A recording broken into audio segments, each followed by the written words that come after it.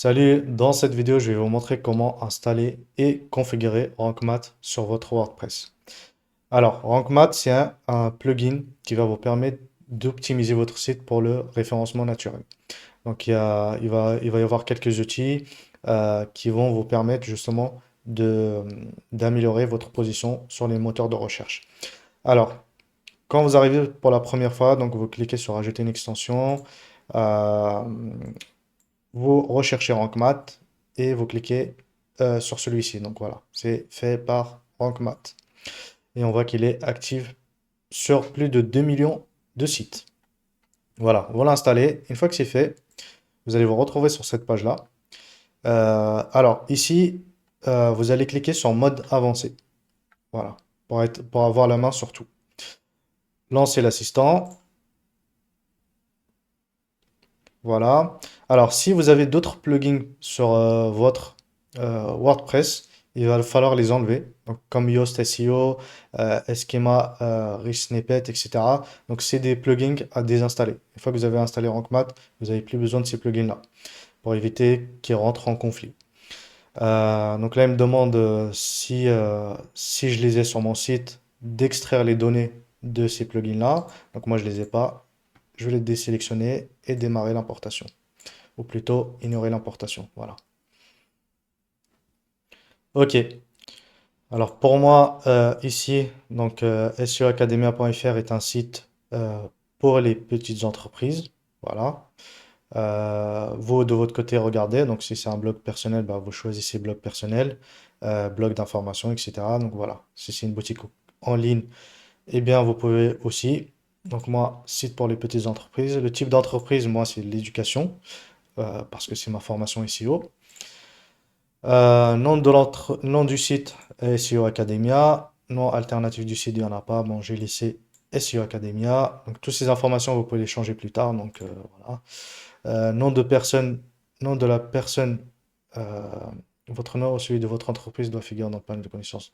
Je vais laisser SEO Academia. Et si vous venez mettre le logo, euh, voilà, la taille minimum est de 112 euh, par 112 pixels. Vous pouvez venir choisir aussi une image pour les réseaux sociaux. Voilà, je continue. Alors, ici, très important, vous pouvez venir connecter la Search Console de Google. Donc moi, c'est déjà fait. Voilà. Ensuite, ici, vous pouvez venir aussi le connecter à Google Analytics. Donc moi, c'est fait aussi. Enfin non, pas encore. Alors, site active, SEO Academia. Voilà. Donc là, c'est fait. AdSense, j'en ai un, mais je suis sur la version gratuite, donc je ne peux pas. Rapport par mail, donc si vous voulez recevoir des rapports par mail, vous pouvez venir cocher ça. Moi, je veux pas, donc je le laisse désélectionner, enregistrer et continuer. Alors, ici, le plan du site, je le laisse activer. Donc, il va me générer un plan du site, un sitemap. Inclure les images, je le laisse aussi. Type de publication publique, je vais désélectionner tout ceci. Voilà. Boutique flottant aussi. Je laisse les articles et les pages. Ici, sélectionner les taxonomies pour activer les options ici au correspondant. Je le laisse. euh, je vais le désélectionner. Dans mon cas, donc vu que c'est un site d'éducation, dans mon cas, je le désélectionne. Par exemple, les catégories là, donc vous pouvez le laisser pour une boutique e-commerce. Alors, ajustement SEO. Donc pour le premier archive de catégorie d'étiquette vide non index, je laisse activer. Donc je veux pas il indexe euh, les archives. Voilà. Lien externe nofollow, donc je laisse désactiver parce que vous allez potentiellement avoir des liens de follow. Et donc par exemple, si vous faites des partenariats et que vous changez des articles avec d'autres sites, d'autres blogs, eh bien, ils vont vous demander des liens de follow. Donc moi, je le laisse désactiver. Ouvrir le lien dans un nouvel onglet, je le laisse activer. Donc ça, c'est pour les liens externes. Ensuite, votre site est prêt, donc il n'y a plus rien à faire. Configurer des options avancées. Gestionnaire de rôle. Gestionnaire de rôle, le gestionnaire de rôle vous permet d'utiliser des rôles WordPress pour contrôler, donc je le laisse désactiver. Surveillance 404. Le moniteur 404 vous permet de voir si les visiteurs ou les moteurs de recherche rencontrent une erreur lors de la navigation sur votre site. Je le laisse désactiver. Redirection, je le laisse désactiver. Alors, le balisage du schéma, type de schéma, je le laisse activer. Par défaut, euh, alors, par défaut, bah, je vais le laisser sur article.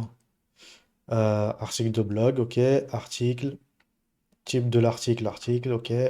Donc tout ça, je change rien, je le laisse dans mon cas. Voilà, c'est fait. Donc, RankMath est configuré et installé. Je peux aussi, comme je vous l'ai dit, il y a tout ce que j'ai changé, tout ce qu'on a vu tout à l'heure, eh bien, on peut toujours le changer ici, si notre site évolue. Donc voilà, par exemple, ceci, je le laisse désactiver parce que c'est pas bon pour le référencement. Donc, il va créer une version pour les mobiles AMP beaucoup plus rapide. Donc ça, je le déconseille de l'activer. Ça, vous pouvez l'activer si vous voulez. Surveillance 404. Donc ça, je le laisse désactiver. Ici, j'ai pas de forum sur mon blog, sur mon site, pardon. Donc je le laisse désactiver. Pareil pour celui-ci. Les stats, je veux des stats, donc je le laisse activer. SEO image, option avancée de SEO image pour dynamiser votre site web, automatiser la tâche d'ajout des balises alt et titres. Ça, je veux pas parce que je veux le faire manuellement. Indexation instantanée, informer directement les moteurs de recherche comme Bing et Yandex à l'aide de. Ok, donc je le laisse activer aussi. Compteur de liens, je le laisse activer. SEO local, je le laisse activer. Donc ça c'est pro, redirection désactivé. Ça très important, les données structurées, il faut l'activer. Donc j'en ai parlé dans ma formation sur les rich snippets par exemple. Gestionnaire de rôle. Je le laisse désactiver. Analyse SEO activé. Plan du site activé. Voilà. Si vous avez une boutique e-commerce, eh bien, il faut activer au commerce ici. Le reste, c'est bon. Voilà. Donc là, mon rank math est configuré. Et bien sûr, il n'y a rien n'est définitif, hein, donc vous pouvez toujours changer. Maintenant, je peux commencer à l'utiliser pour mon référencement. Une fois que votre rank math est configuré, maintenant je vais vous montrer où est-ce qu'il apparaît dans les articles et les pages. Donc vous allez dans les articles, ajouter un article par exemple. Voilà, peu importe, hein. Ok. Donc rank math apparaît ici. Le voici. Alors, tout en haut, dans Général, vous cliquez sur Modifier l'extrait. Et ici, vous allez venir mettre le titre de votre article. Et vous allez voir que article, vous avez une barre ici qui va progresser. Donc, il ne faut pas dépasser 60 caractères pour le titre. C'est le titre qui va apparaître sur les moteurs de recherche. Ensuite, vous avez le lien vers cet article-là et la métadescription.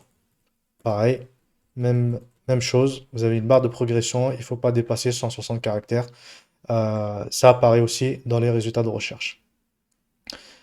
Voilà pour le title et la métadescription. Ensuite, donc, juste en dessous, vous avez le mot-clé principal. Vous allez venir rentrer le mot-clé principal de votre article, par exemple. Formation SEO. Voilà. Et juste en bas, on va vous demander de respecter tous ces critères-là. Donc, par exemple, le mot-clé principal n'apparaît pas dans le titre SEO. S'il n'apparaît pas, eh bien, ça va être rouge. Le mot-clé principal introuvable dans votre métadescription. Utilisez le mot-clé principal dans l'URL. Alors, si je tape formation SEO,